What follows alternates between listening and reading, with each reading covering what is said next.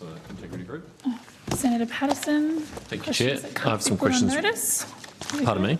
Questions that can't be put on notice, I'm assuming. Yes. Given the time. Yes. Thank you. I have questions regarding the Foreign Influence Transparency Scheme.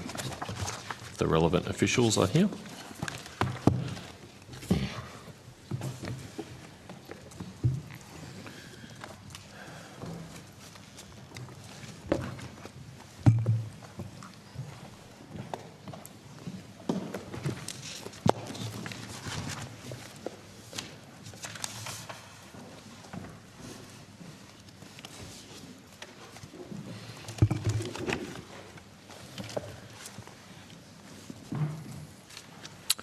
Okay, are officials familiar with a report in the Australian newspaper on the 14th of May by Amanda Hodge entitled "Fishing Boss Sanctioned by the US for Human Rights Abuses Backs Powerful Chinese-Australian Group"? Yes, Senator. Thank you. For the benefit of anyone who is not, it related to an individual, Mr. Zhu. He goes by two names, Zhu Xinrong and Zhu Longxiong. I apologise for my horrible pronunciation, but he's, I believe, a Malaysian national who has a link to Australia. He has been sanctioned under the Magnitsky framework in the United States for a range of reasons, which I don't need to go to in here, but his assets have been frozen. He's been delisted from the stock exchange. This individual is associated with a lobby group in Australia, the ACETA, the Australia-China Economics, Trade and Culture Association. You're familiar with that organisation? Yes, Senator. Yes, Senator. Yep. And had this individual come across your radar before the media reporting on the 14th of May? Senator Parker Reeve, Acting Assistant Secretary, Transparency and Administrative Law Branch. So the department did receive a media inquiry in relation to Ms Hodge's report in The Australian, so in that sense, yes. I think as Mr Newnham indicated during the PJCIS hearing earlier in the year, where I think you similarly asked some questions around ASEDCA, the department investigates a range of organisations on an ongoing basis, but we generally do not comment on individual organisations and whether or not the Act may apply to them, or individuals for that matter. Well, I'll come to that in a minute, but first of all I just want to understand, other than the media inquiry, obviously a day or two before the article was published, what was the department's awareness of this individual?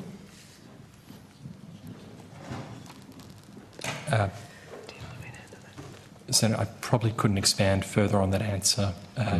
Just that, obviously, I am aware that the individual is associated with ASEDCA, and we wouldn't ordinarily comment on the application of the scheme to a particular individual or organisation. Yeah. Well, I'm going to persist as best I can, and please assist me as best you can. Let's try and make it a little bit less about an individual and more about a principle. You have said you're aware of this organisation. Obviously, I asked you about it in the PJCIS hearing.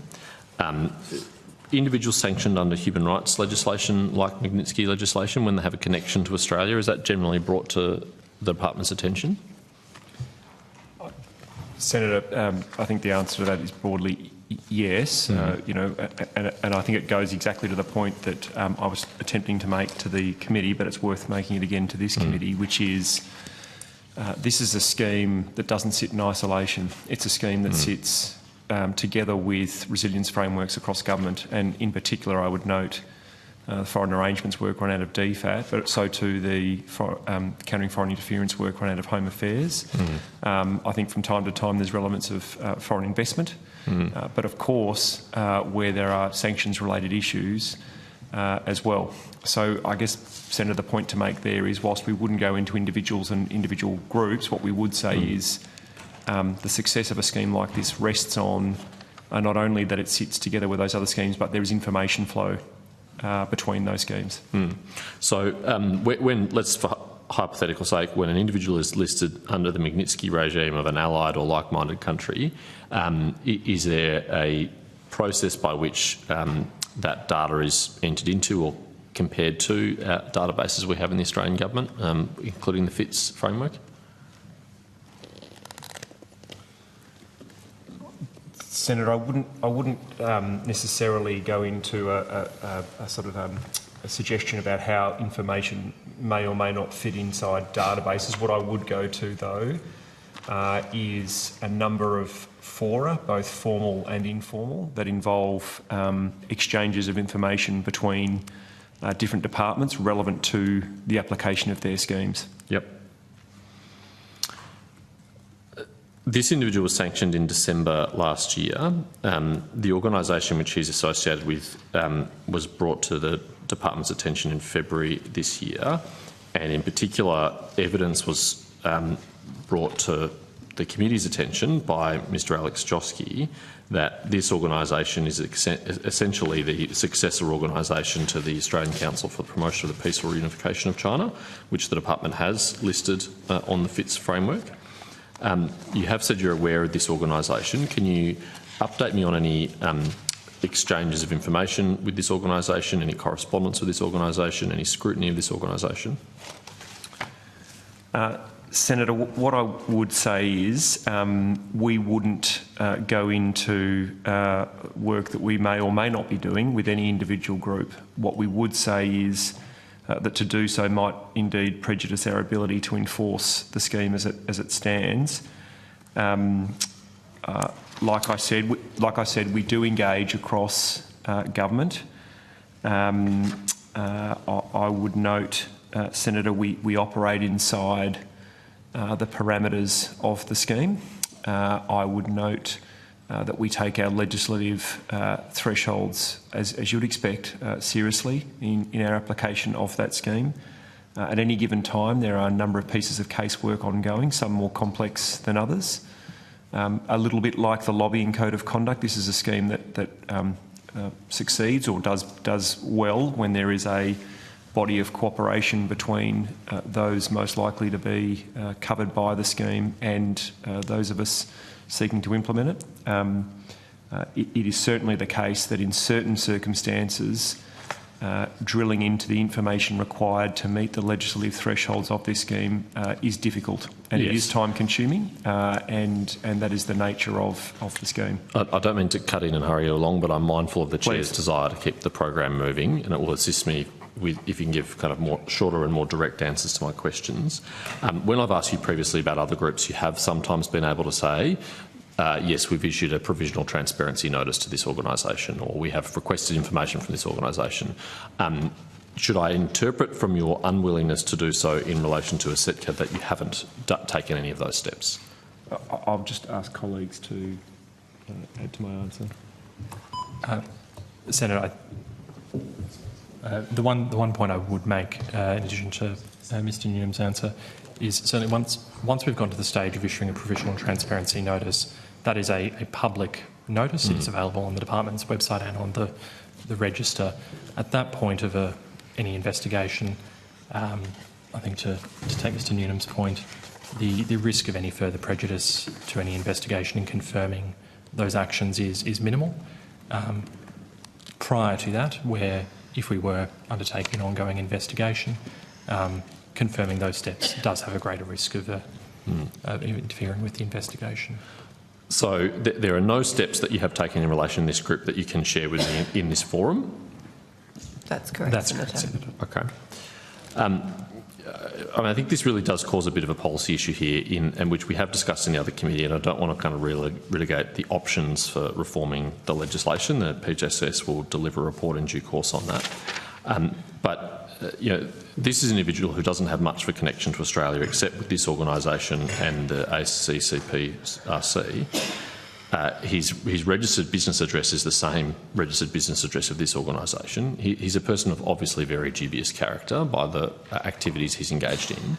He's a significant donor to this organisation and has been named as honorary chairman, and yet this organisation continues to operate without any relevant information being shared with people who might interact with it. So, for example, it holds functions in conjunction with China's consulates and embassies that politicians from across the political spectrum in both sides attend, and they do so unknowing that this is in fact just another United Front organisation which has morphed slightly in its form, which has changed slightly its name, which has changed slightly its membership, but is undertaking exactly the same activities as its precursor organisation, which has been named on the transparency scheme.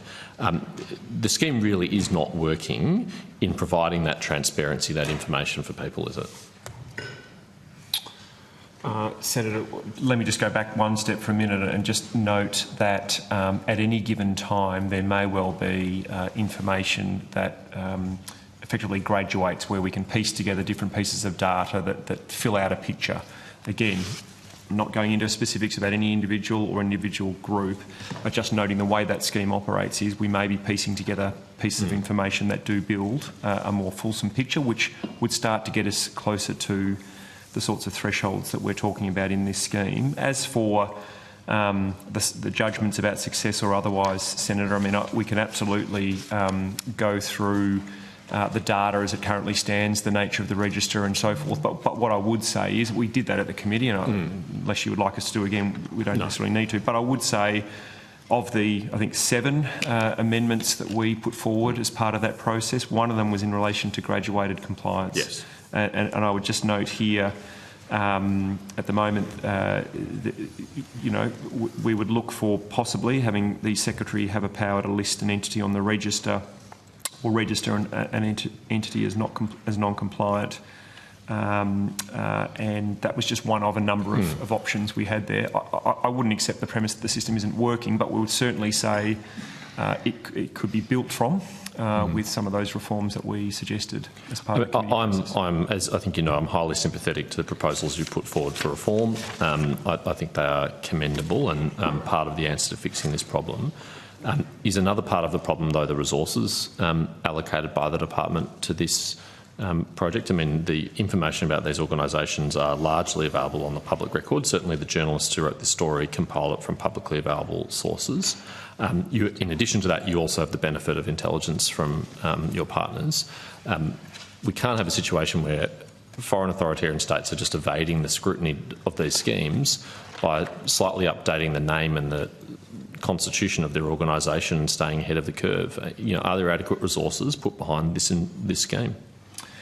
Senator, I will get colleagues to update you on the resources available at the moment to this work. But what I would say, and I think perhaps I've hopefully said this also at the committee, was one thing is to add resources, but another thing is actually to look at the nature of the scheme as it stands, the legislative thresholds as they stand, some of the challenges in the modern kind of context in which we're operating in meeting those thresholds, and the considerable resources that get allocated to trying to work through what we think is a problem under the scheme but is proving difficult to get the right amount of data and meet those thresholds in place. So I suppose what we were seeking to do with the committee process was to point to the sorts of reforms that might be valuable to the scheme overall, which would actually free up resources. I take that point completely, right? A scheme which is legislated in a more effective way could be much more effective even without an increase of resources.